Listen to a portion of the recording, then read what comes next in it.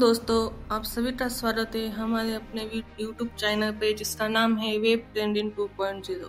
तो दोस्तों, आज मैं एक्सप्लेन करने वाली हूँ द स्ट्रेंजर सीरीज के बारे में। दुनिया में हर इंसान के न जाने कितने सीक्रेट होते हैं और वो सीक्रेट जिंदगी को ज्यादातर बर्बाद ही करते हैं। ये कहानी एक शहर और उसमें रहने वाले कुछ परिवारों की है। कैरेक्टर्स और घटना इतनी खूबसूरती से उलझी हुई है कि नहीं पता लग सकता कि आगे क्या होने वाला है। कहानी शुरू होती है एक सीक्रेट और उसे बताने वाले एक स्ट्रेंजर से। इमोशनल कर देने वाली सीरीज इस सस्पेंसफुल स्टोरी को आप पूरा देखे बिना नहीं छोड़ेंगे।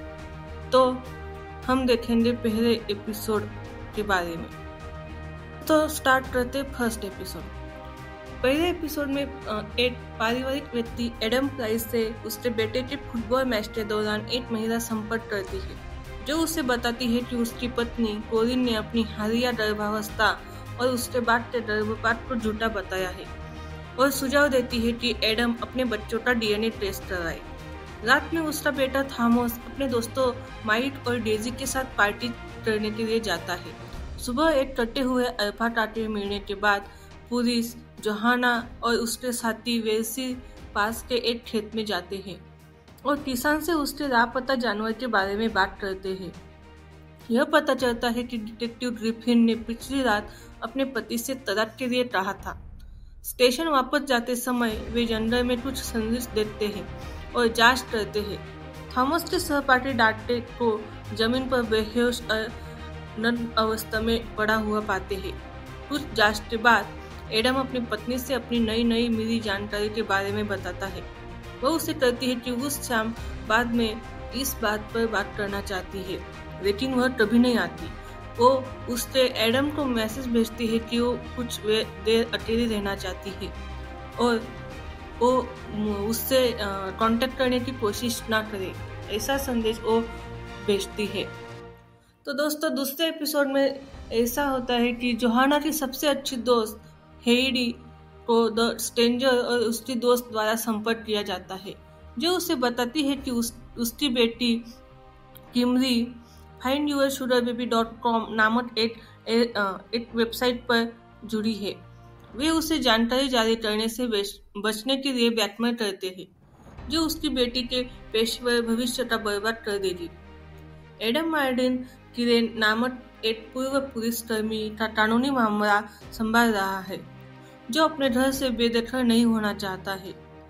उसे पता चलता है कि उसके अपने पिता एड विरोधी भूमि कंपनी के बोर्ड में है।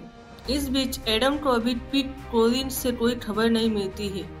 एडम को डेजी की मां विकी से पता चलता है कि उसकी छोटी बेटी एरा की कथित रूप से नग्न तस्वीरें पूरे स्कूल में वायरल हो चुकी है। पुलिस ने डॉक्टर के फोन के जरिए उनकी हरकतों पर नजर रखी। माइक को गिरफ्तार कर लिया जाता है, लेकिन थॉमस और डेजी भाग जाते हैं। बाद में हैरी का सामना एक आदमी से होता है, जो ब्लैकमेल योजना की जांच कर रहे होता एक पुलिस अधिकारी होता है। जब वह उसे सबूत सौंपती है कि अजनबी उसके साथ छोड़ गया है, वो एक हिंसक बन जाता है और उसे गोली मार देता है, अंततः उसे मरने के लिए छोड़ देता है। तीसरे एपिसोड में माइक नाम की एक महिला को अजनबी ने घेर दिया होता है, जो बताती है कि बदला लेने वाला पोर्न टेप वास्तव में उसके वर्तमान मंगेतर ने पोस्ट किया था, न कि उसके पूर्व प्रेमी ने। एडम के बेटे के युवा फुटबॉल कोच और दूसरे खिलाड़ी के पिता फुटबॉल टीम से चुराए गए पैसों के बारे में कोरिन से बात करने के लिए एडम के घर पहुंचता है, लेकिन कोरिन की ओर से अभी भी कोई खबर नहीं है। पुलिस माइक से अल्फाटा के सिर और उसकी रात की सभा के बारे में पूछताछ करता है। जिस रात डांटे घायल हुआ था, पुलिस सूरत की तलाश में डांटे को घर जाती है और उसकी दीवार पर डेजी की तस्वीरें चिपकाई हुई पाती है। उसके कंप्यूटर पर उन्हें कोरियन के घर पर बनाए गए वीडियो मिलते हैं। डेजी थॉमस के सामने कबूल करती है कि उसने ही माइक के marijuana में नशीला पदार्थ मिलाया था, ताकि वह अपनी छोटी बहन की तस्वीरें ऑनलाइन डालने का बदला ले सके। किरेन की मदद से एडम कोरिन ने ठिकाने के बारे में सुराग तराशना जारी रखता है। फोन ट्रैकिंग ऐप का उपयोग करके थॉमस और रेयान अपनी मां के फोन को ट्रैक कर सकते हैं। अपने दोस्त से संपर्क करने में बार बार असफल होने के बाद जहाना को हेडी का शव मिलता है। नेक्स्ट एपिसोड में अजनबी एड से उसके पिछले मामलों के बारे में पूछता है। उसे बताता है कि उसका एक बच्चा है जिसके बारे में उसे पता नहीं। जब वह उससे ज्यादा सबूत मांगता है तो वो भाग जाती है। हेडी के कैफे में पुलिस उसकी हत्या की जांच शुरू करती है। जोहाना वेस से कहती है कि वह इस तथ्य को छुपाए कि वह हेडी को जानती थी ताकि उसे जांच में शामिल किया जा सके। एडम माइट के पिता डर से भिड़ जाता है जब उसे पता चलता है कि कोलिन ने अपने लापता होने के दिन जो गुप्त फोन कॉल किया था वह माइट ही था। डर एडमंड को बताता है कि फोन कॉल फुटबॉल क्लब से चुराए गए पैसे के संबंधित था और कोलिन को मामले को सुलझाने और अपनी बेगुनाही साबित करने के लिए और समय चाहिए था। हत्या की जांच में टेट्स हेडी के पति या चोर पर संदेह जताने की कोशिश करता है और सुरक्षा वीडियो टेप की जांच करने के लिए स्वेच्छा से आगे बढ़ता है। थॉमस और रेयान एडम को बताते हैं कि उन्होंने कोलिन के फोन को ट्रैक कर लिया है और वे तीनों किरण के साथ उस ओर ड्राइव करते हैं, लेकिन अंततः उन्हें पुल पर छोड़ा हुआ फोन ही मिलता है। एडम अंततः पुलिस को कोलिन के गुमशुदा होने की रिपोर्ट दर्ज करता है। किमरी जोहाना को हेडी पर ब्लैकमेल करने के प्रयास के बारे में बताती है, लेकिन कारण नहीं बताती। माइक, डेजी और थॉमस की सहपाठी ओलिविया एक फुटबॉल खेल में बेहोश हो जाती है। अब हमें पता चलता है कि टेट्स ओलिविया के पिता है। वह अस्पताल में उसके पास जाता है। वेस और जोहाना कोलिन के लापता होने से अनजान उससे बात करने के लिए प्राइस के घर जाते हैं, क्योंकि कैफे में मिले सबूत बताते हैं कि कोलिन हेडी की हत्या के समय घटनास्थल पर मौजूद थी। नेक्स्ट एपिसोड में अजनबी और उसकी सहेली एक खेल स्टेडियम में जाती है, जहां वह स्टेरॉयड लेने वाले एक एथलीट के पिता को एक लिफाफा देती है, जिसमें उससे 10,000 पाउंड ब्लैकमेल करने की मांग की जाती है। वह उस पर हमला करता है और उसकी सहेली उसे एक ट्रेजर का उपयोग करके बचाती है। जोहाना एडम का साक्षात्कार लेती है। उसे बताते हैं कि केलिन की चाबी उस कैफे में मिली थी जहां हेडी की हत्या हुई। जैसा कि टेट्स देख रहा है, एडम जोहाना की अजनबी की यात्रा के बारे में बताता है, जिसने कोलिन के लापता होने को प्रेरित किया, और अन्य पीड़ितों के बारे में जिन्हें वह जानता है। थॉमस और माइक डेजी से मिलने जाते हैं और माइक उससे इस विश्वास के बारे में पूछता है कि उसने एरा की नग्न तस्वीर को फैलाया था। वह उसकी बेगुनाही के दावों पर विश्वास करती है और रेव के दौरान पीसीपी के साथ उसे नशा देने के बाद स्वीकार करती है। यह कबूल करती है कि ओलिविया वह व्यक्ति थी जिसने माइक पर आरोप लगाया था। वे ओलिविया से मिलने जाते हैं, लेकिन उसकी मां झूठ बोलती है, कहती है कि ओलिविया अभी अस्पताल में है। अजनबी और उसकी सहेली को आश्चर्य होता है कि उन्होंने हेडी से क्यों नहीं सुना और ऑनलाइन पता लगाया कि उसकी हत्या कर दी गई। उसके बाद उन्होंने तुरंत अपना काम बंद करने का फैसला किया। फिलिप काम पर उससे मिलने जाता है। टेट्स ने स्वीकार किया कि उसने कोलिन के लिए गुमशुदा व्यक्ति की जांच कभी शुरू नहीं की। फाइल देखने के बाद वेस और जोहाना को एहसास हुआ कि कोलिन ही वही महिला है जिसका डाटे की वीडियो बनाया था। किरण ने एडम को उसे पड़ोस में विध्वंस उपकरणों के बारे में फोन किया और उसे बताया कि उसने अजनबी की साथी एड्रिन को पता लगा दिया है और वो एक जासूसी एजेंसी से जुड़ी हुई है। जब एड्रिन सबूत नष्ट कर रही होती है तो एडम और डर उसके दफ्तर के पते पर पहुंच जाते हैं, लेकिन उन्हें अंदर जाने की अनुमति नहीं होती। बाद में वे अपने कार में उसका पीछा करते हैं, लेकिन उसे खो देते हैं। थॉमस, माइक और डेजी ओलिविया की मां को पड़ोसी के कूड़ेदान में सीरीज और चूहे के जहर के डिब्बे फेंकते हुए देखते हैं। एडम किरण से मिलने जाता है और उससे एक बार फिर बेदखली स्वीकार करने और आगे बढ़ने की अपील करता है। फिर उसे बताता है कि विध्वंस आदेश पारित हो गया है। एडम और किरण के फ्लैट को ध्वस्त होते हुए देखते हैं, जिसमें एक शव बर्बाद होता है।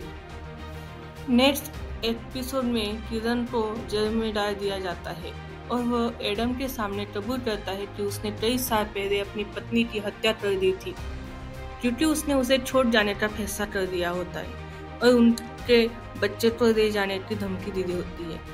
टेड्स पावर से मिलने जाता है, जो एक दंपति है और जो एथिकल शेयर नामक कंपनी के मालिक है, जिसका उद्देश्य चर्चों के माध्यम से व्यापार को संभालकर आम जनता के लिए निवेश खोलना है। श्री पावर्स कहते हैं कि टेड्स इस उद्यम के सुरक्षा प्रमुख है। टेड्स जवाब देते हैं कि हेदी से मिले सबूतों के पैकेट से पता चलता है कि पावर्स किमरी के साथ गहराई से जुड़ रहे हैं। एडम जोहाना को किरण के कबूलनामे के बारे में बताता है।